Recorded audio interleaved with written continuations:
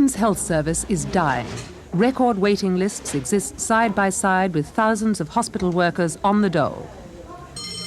Schools are closing by the dozen as teachers despair over the shortages of books and equipment. Welfare benefits have been cut while 4 million people now live on or below the official poverty line. In the 1940s, the people of Britain responded to massive unemployment by creating the National Health Service to meet their medical needs. The present government, in the face of equally massive public deprivation, seems to prefer spending money on bombs rather than beds. This is tragic because thousands of people who desperately need medical care but cannot afford to pay for it will simply not be treated, and many of them will die. Unfortunately, eliminating support for the health service doesn't eliminate the need for those services. Each and every one of us is going to need expert medical care and knowledge at some time in our lives to guide us safely through the traumas of illness, accident, and old age. From the keeping of records to the cleaning of wards, every hospital worker plays a valuable and exacting role. Kindness, care, and attention to detail can easily be taken for granted. Behind the scenes, laboratory technicians provide the backup service so essential to the running of a modern hospital. The tests and analysis they perform on drugs and blood samples are as vital to diagnosis and recovery as the skill of the nurse and consultant. The equipment is complex, expensive, but without trained people to operate it, it would simply gather dust in empty rooms. If anyone doubts the impact of cuts and the shortage of resources, they should go to listen to people who are working in the service and people who've been working for a few years and say, how are things and how are they compared with the way they were a few years ago? And I think that typically they'll find what I find, that people will say, well, actually, we're very pushed. For example, in inner cities, accident and emergency departments, which were open a few years ago, have been closed.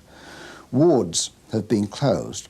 In some extraordinary cases, new wards have been built, but still not yet been opened. And in many ways, perhaps most serious of all, trained doctors and nurses are simply unemployed. Meals on Wheels is an essential service, basically. And in my opinion, it is a service that we cannot do without. These people need them, especially at the moment with the cuts that we're suffering with the health service. People are being sent home from hospital earlier than perhaps they should, and they're not fit enough to cope for themselves. So Meals on Service is provided for them until they reach a state where they can cope for themselves.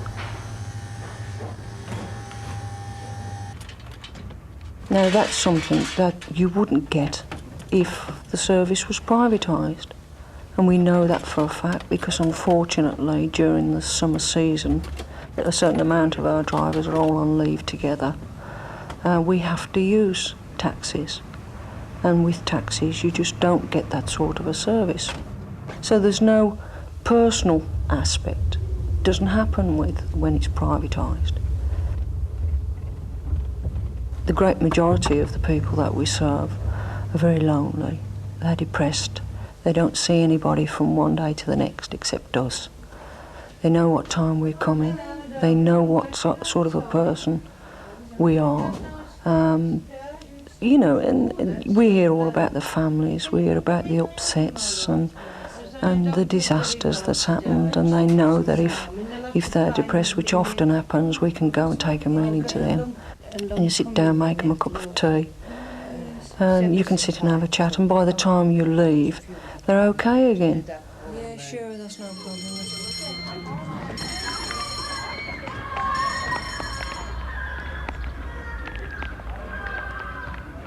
To a large extent, our future is determined by the quality of education which we give to our children. Under the present government, however, education is in grave danger of becoming yet another exclusive privilege of those who can afford to pay for it.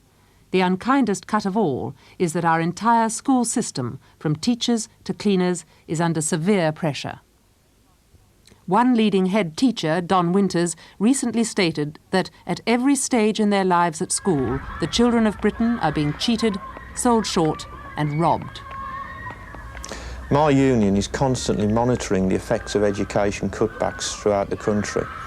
And in our view, the cutbacks have led to a general crisis in the education service, in particular cutbacks in teaching staff, cutbacks in provision of textbooks and equipment, and the appalling lack of maintenance. I can take you to a school where only last year the dining hall roof fell in. Luckily for the authority, there were no children in the hall at the time. Dudley's latest policy is to privatise the school cleaning service. Now, the authority admits that the only way they can save money by privatisation is by cutting the cleaning hours for schools by some 40%, and because the private firms pay almost starvation wages to the cleaners. We used to come in at 7 o'clock in the morning. At one time, hadn't we? Yes. We used to come up at 7 o'clock till 8:30. In winter and summer, made no difference. We've worked mornings for them. They've cut the hours down from 20 to 18, and now they've cut them down again to 15 3/4. Oh, they want more work. They want us to work harder. If they want to do cuts, why don't they cut it at the top and save all this paperwork? You know, when we have rises, we talk in pounds. You know, when the MPs and the councillors have rises, they talk in thousands. And they've got the cheek to tell me how to spend our money. I've worked here 16 years. Maggie's worked here nearly 18. Thomas worked here 17, and they agree with me. The school has deteriorated since then, hasn't it? Yeah. And if the contractors have got to come in and deteriorate more, What do we do? they haven't even letting the kids do the painting. Yeah. The kids at the school are doing the painting in the school. Bits and pieces. We don't blame the teachers for that. They've supplied them with the paint, but the children are doing the painting themselves. Not men, what should do the job. Children are doing it. Children come to school to learn, not to paint schools. They've supplied them with the paint, but the children are doing the painting themselves. You know that pay packet what Ayers picked up the other day, yeah? It just buys our two chaps a pair of trousers. Woo! Come on, Ayers! Steady. Now, yo, steady! 1. 10! That's 1. That's 2. 2. That's 3. And that ain't me rent. The wages of public workers have been cut and benefits for the unemployed and their families drastically reduced. Education vouchers, private medicine and the return of women to unpaid domestic care are all encouraged. It appears that ministers want all services run on the basis of private profit, not public need. Assets like Brit Oil are sold off to the taxpayer's loss. 2 years ago, this government met with union resistance when it tried to sell off its British gas showrooms. When you have the inside picture, you know the kind of service that a nationalised industry like gas gives, then it's something that has to be fought for and supported, and the public will support us if and when they're given the facts. Gas, obviously, everybody knows, is a nationalised industry, and the monies that we use to find the oil fields and to lay the pipe to bring in the natural gas is public sector money. That's money that's been invested. If it now goes into private hands, not only will the people who make the profit from those pipelines and oil fields, they won't use that money to give the service that the nationalised gas industry gives. They want the service to make money from. And ours is subsidised. It's subsidised by the enormous amounts of money they make when they sell the gas. It couldn't be done by private industry. They don't have the backup, they don't have the trained men. The money within the industry is used for the public, it's public money. That's the way it should remain.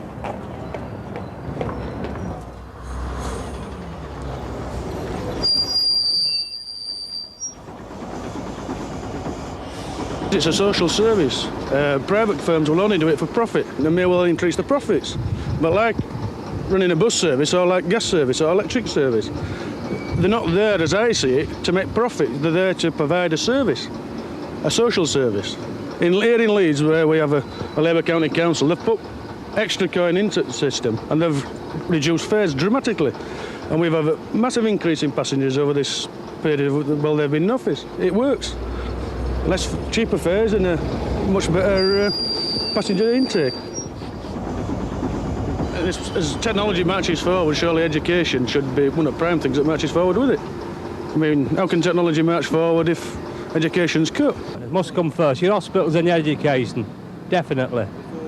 Before any arms business and all that lot. I think education and health comes first, before anything. Instead of spending it on bombs and everything, they could do it for this country, like young people. Those, you know, make more of a better life for them. The government says that they haven't got the money to spend on our services, and yet they spend millions of pounds on nuclear weapons. We have to have flag days to raise money for essential things like cancer research, leukemia research and so on. If the government's so confident about their policies, why don't we have flag days to raise money for cruise missiles and use our taxpayers' money to save lives?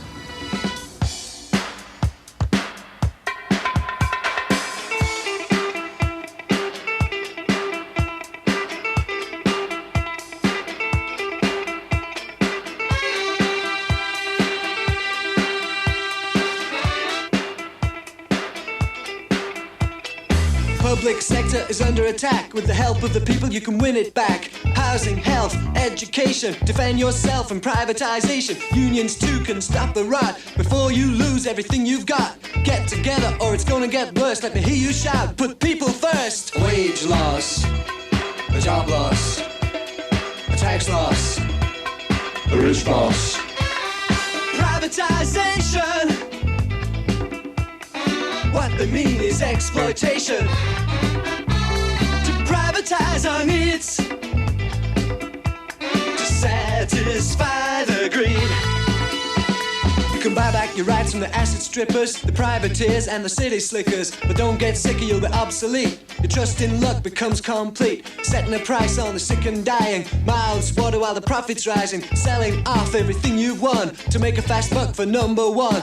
Get together or it's gonna get worse. Let me hear you shout, put people first.